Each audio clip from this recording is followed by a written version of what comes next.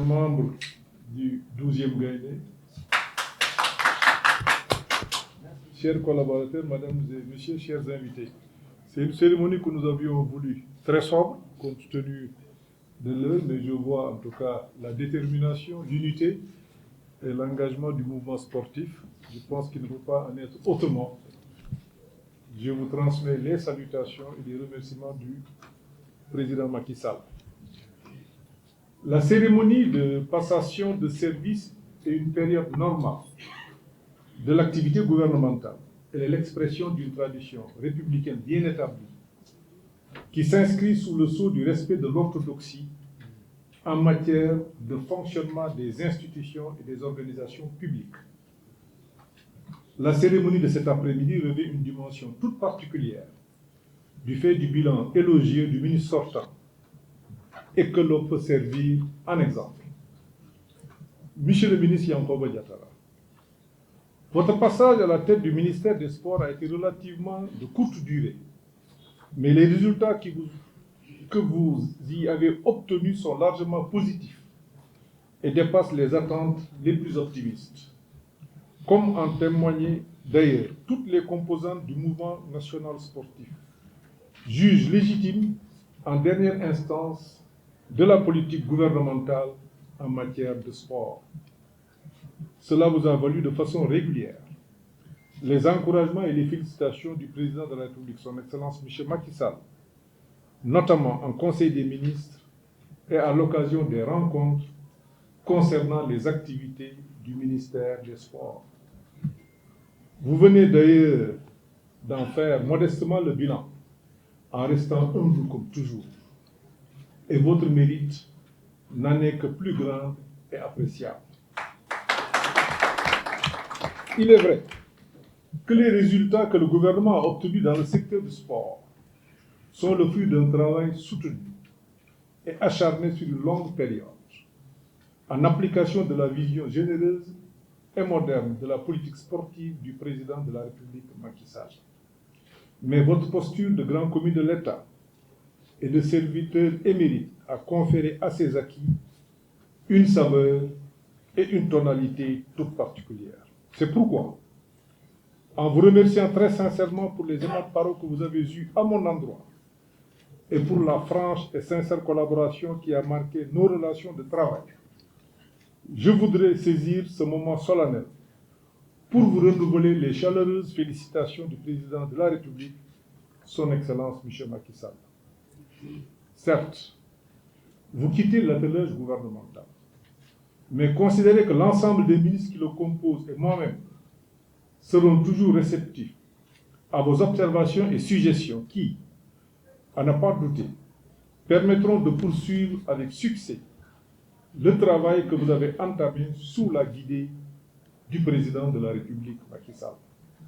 Mesdames et messieurs, notre politique sportive ces dernières années a réalisé des avancées significatives et des résultats qui nous valent l'admiration de l'Afrique et du monde entier. Mais elle n'en continue pas moins d'être face à de grands défis, lesquels ont amené le chef de l'État à formuler de nouvelles et pertinentes directives dans la ligne de sa vision et qui est de faire du Sénégal une nation du sport et des sportifs de premier plan.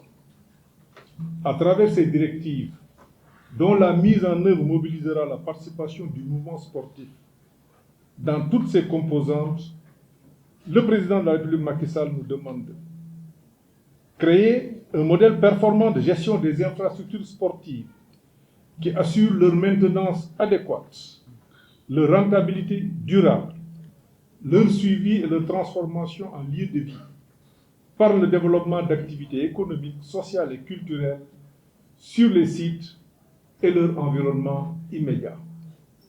Dans cette perspective, la construction, comme vous l'avez dit tout à l'heure, dans les 26 départements, de stades fonctionnels avec toutes les commodités nécessaires sera réalisée dans les meilleurs délais. Je puis témoigner que nous y travaillons sous l'autorité du président depuis un certain temps. Nous ferons avancer les projets. C'est vrai que nous sommes en phase de lancement, mais nous allons faire bouger ces projets avec votre aide naturellement. De même, que l'étude sur la création d'une agence de gestion des infrastructures sportives, sans occulter la formulation, en relation avec le mouvement sportif national, d'une doctrine de gouvernance, en finalisant notamment le projet de loi portant code du sport pour garantir la professionnalisation de la pratique sportive et la contribution notable du sport au développement économique et social de notre pays. Deuxième point, c'est de relancer et intensifier la dynamique du mouvement Naweta dans son volet sport, de même que la réhabilitation de l'éducation physique et sportive dans les établissements scolaires et universitaires.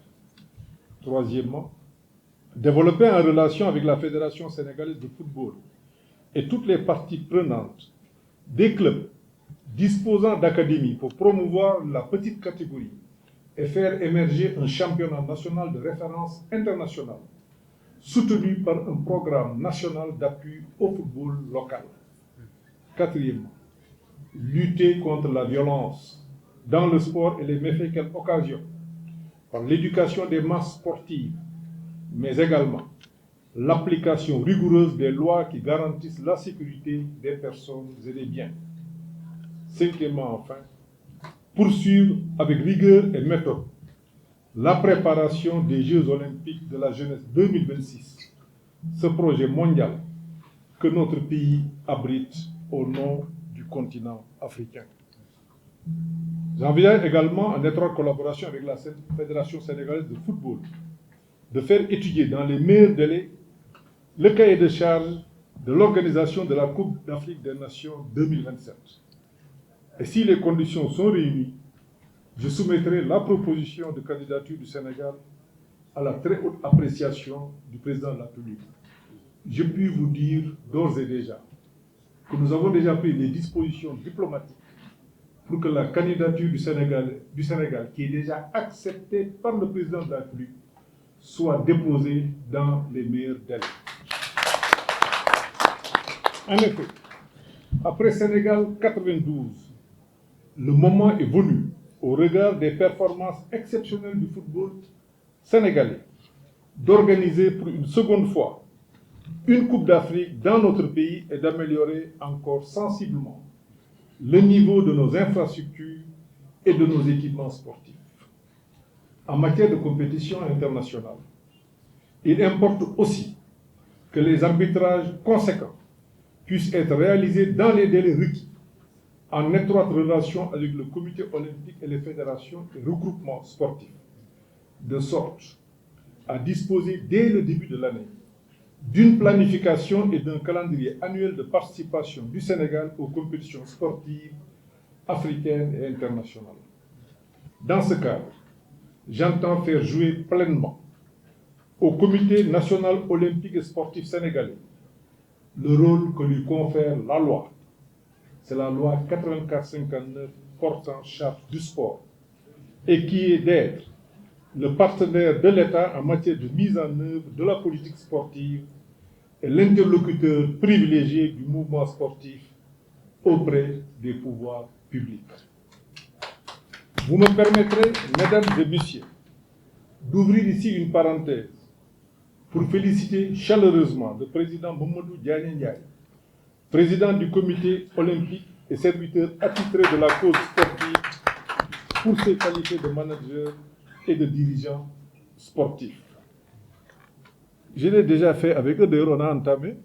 Donc on va terminer la semaine prochaine et le calendrier des compétitions auxquelles le Sénégal participera et qui seront prises en charge par le ministère sera rendu public au vu et au su de tout le monde, comme ça, pour que nul n'en ignore, et ça sera transparent pour tout le monde.